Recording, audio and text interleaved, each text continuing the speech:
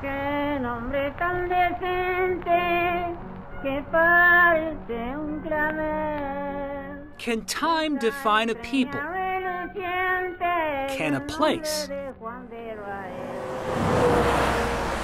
Within the Sangre de Cristo Mountains in southern Colorado and northern New Mexico, the views feel like you're about to plummet into a deep valley or fall into the sky itself.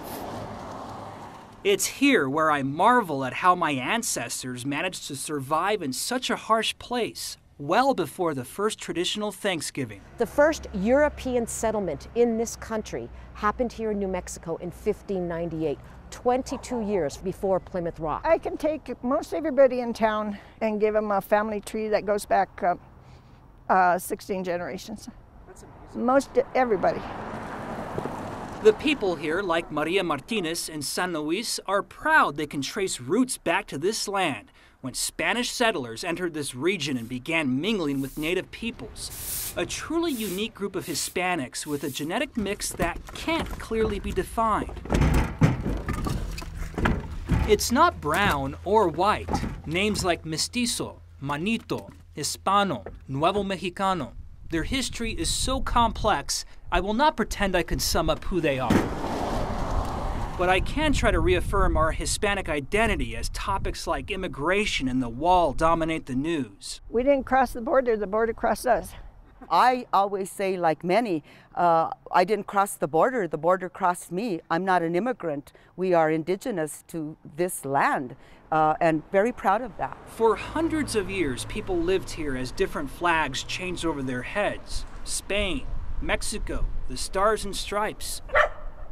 Surviving for so long in this remote region, far away from changing government capitals, and perhaps still remote, this time from the discussion of Hispanic topics in this country. We all have Native American roots. I mean, how could we not after 400 years? So much of what we eat, the music, all aspects of culture are kind of a kaleidoscope of different cultures mixed together. That mix can be heard in the ancient Spanish spoken here that dates back to the 16th century. Mira, está goteando el este. I have to tell Vicky now that he comes. A mix of Old Spain, Native American, and English words. Clavo. No creo que se cayó el clavo, so I put marks there. I love hearing my grandma speak that Spanglish when I visit her small home in San Jose, New Mexico, just 30 miles near Santa Fe. I'm glad you're saving the Ziploc bag. Oh yes. Nothing goes to waste out here. Y eso no me lo va a partir el Vicky, creo que no lo iba a partir. The story of how she met my grandfather is as American as ever. A dance in town on a night when he had a break from his duties in the U.S. Army.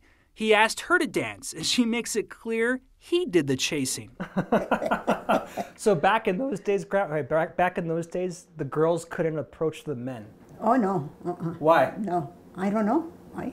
Yeah. It was respect, I guess. And nowadays they jump and then run away.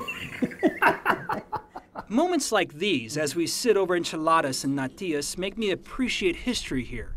People who relied on their community and their churches when seats of government were too far away. People who were born and died upon this land. She born in 1862, and it says in Spanish, she died at age 76. That's a long life to live in 1862 by those standards back then. People who said goodbye to their sons when the U.S. government called for their service.